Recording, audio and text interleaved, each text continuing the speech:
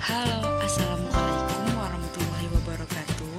Kami dari kelompok 6 yang beranggotakan saya sendiri, Oktavia Wanda, Emma Apriani, Meji Syahrul, Anissa Fajriani, dan Nengsi Sri Rahayu, dengan dosen pengampu Profesor Dr. Yasnus MPD, dengan materi budaya lapau, rantau, dan implikasinya terhadap pendidikan masyarakat Minangkabau.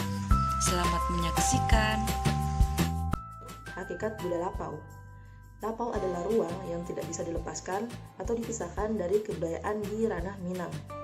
Lapau sendiri merupakan tempat yang digunakan oleh laki-laki untuk berkumpul.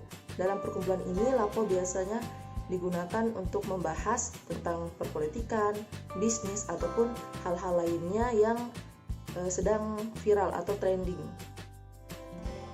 Pada masa itu, sebelum lapau berkembang, lapau dijadikan sebagai tempat bermalam untuk saudagar-saudagar dari pedalaman, bahkan juga untuk menjadi tempat informasi, pertukaran informasi mengenai barang dagangan masing-masing.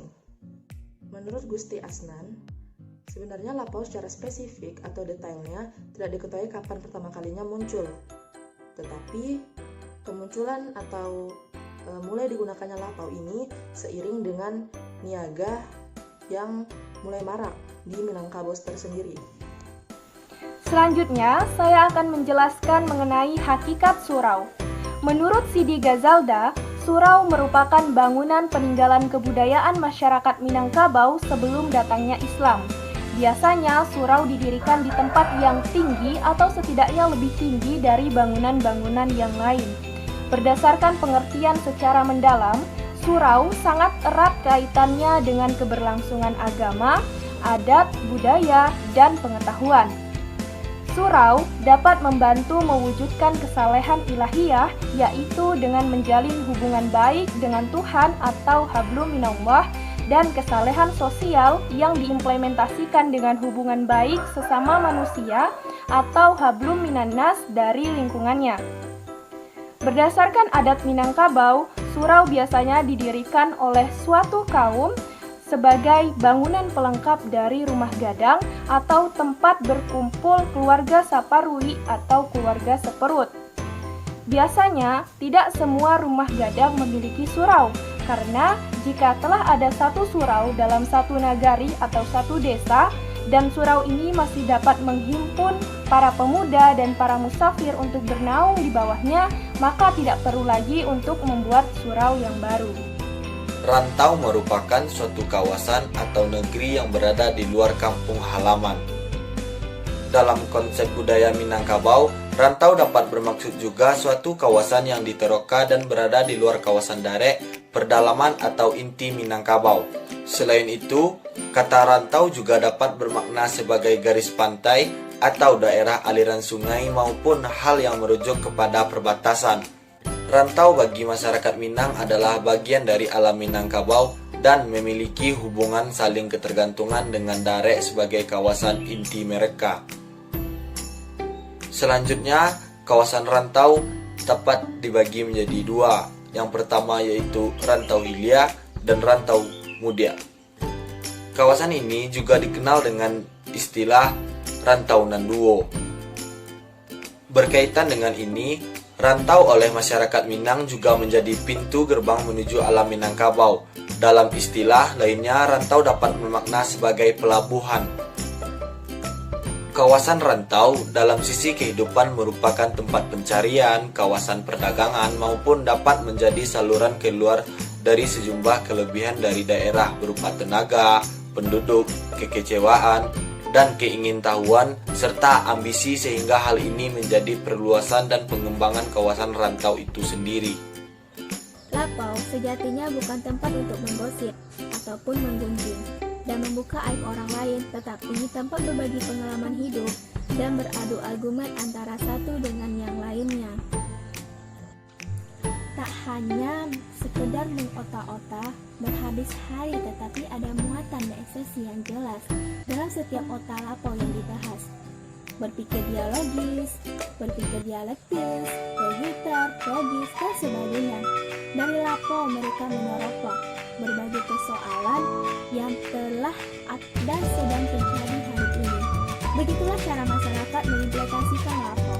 Lapau tidak hanya tempat untuk bergosip dan menghabiskan hari-hari di sana, tetapi lapau menjadi tempat beradu argumen, beradu gagasan hingga dapat memecahkan satu permasalahan yang terjadi pada hari ini. Baiklah, kita masuk kepada materi selanjutnya, yaitu implikasi rantau terhadap pendidikan masyarakat Minangkabau. Jika dikaitkan dengan merantau, Sumatera Barat dikenal dengan tradisi merantaunya. Di Minangkabau sendiri memiliki nilai kearifan lokal tentang anjuran merantau, mengadu nasib, dan kemudian kembali pulang membawa hasil kesuksesan, dan upaya penerapan budaya merantau dapat dijadikan sebagai adat istiadat, norma, nilai budaya yang terpelihara serta dihormati dan dikembangkan dari generasi ke generasi. Tradisi merantau memberikan implikasi, yaitu membantu bagi dunia pendidikan bahwa bagaimana mereka dapat nantinya berperan di masyarakat, menempatkan diri di masyarakat, serta mampu memahami tiap-tiap budaya yang ada pada kelompok-kelompok masyarakat yang ada di Indonesia. Dengan pendidikan yang diberikan kepada para peserta didik melalui kurikulum di dunia pendidikan yang diberikan kepada para peserta didik, maka sekolah dapat menjadi ujung tombak bagi dunia pendidikan itu sendiri. Merantau memberikan sebuah dampak yang positif bagi perbandingan budaya etnis Minangkabau dengan budaya lain yang ada di Indonesia. Perbandingan budaya dalam hal ini meliputi motivasi yang diberikan dari hal positif yang dapat masyarakat lain ambil dari sistem nilai sosial budaya etnis Minangkabau, bahwa menjunjung tinggi perbedaan dan menjaga toleransi antar budaya sebagai bangsa yang multikultural adalah penting untuk diterapkan di setiap lingkungan dari masyarakat. Merantau membawa dampak yang positif terhadap masyarakat etnis Minangkabau, terutama mengungkapkan jati diri mereka sebagai sebuah kelompok masyarakat yang memiliki identitas sosial yang mestinya memang menjadi sebuah kebanggaan bagi mereka, dan hal tersebut layak untuk dipelihara dan dilestarikan sebagai sebuah kebudayaan. Penelitian ini juga memberikan gambaran secara luas tentang refleksi dari masyarakat Minangkabau ketika mereka membaur dengan masyarakat luas, khususnya di tempat perantauan masyarakat Minangkabau. Pengetahuan akan budayanya sendiri menjadi hal penting agar budaya tersebut tidak terhapus dari perkembangan zaman. Baiklah, kita masuk kepada materi implikasi surau terhadap pendidikan masyarakat Minangkabau. Secara ilmiah, surau adalah lambang kesakralan yang mencerminkan sikap religius, sopan santun, serta kepatuhan generasi muda kepada Allah yang Maha Kuasa. Bahkan bisa dikatakan perkembangan anak-anak suku Minangkabau ditentukan dari banyaknya porsi waktu yang mereka habiskan sebagai bagian hidupnya sehari-hari di surau. Sebaliknya, jika seorang anak lebih banyak berada di lapau tanpa pernah mengaji di surau, maka orang tersebut disebut perawa. Sebaliknya, jika waktu yang dihabiskan oleh seorang laki-laki di Minangkabau lebih banyak di surau, maka orang tersebut disebut dengan orang sia atau pakir.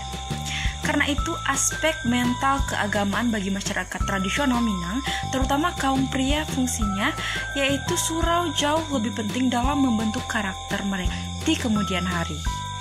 Di surau mereka bukan hanya sekedar menginap atau tidur, tapi banyak aktivitas penting yang mereka lakukan di surau, seperti belajar silat, adat istiadat, randai, indang manyalin tambo, yang dilaksanakan berbarengan dengan aktivitas keagamaan, seperti belajar tarekat, mengaji, salawat, berzanji, dan lainnya.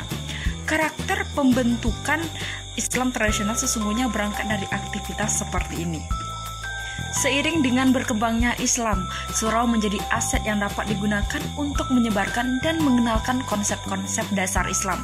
Kedatangan Syekh Burhanuddin di penghujung abad ke-17 dengan mendirikan surau di daerah Ulakan Pariaman menjadi titik awal dari terbentuknya karakter tradisional Islam hampir di seluruh wilayah penyebaran maupun pengaruhnya.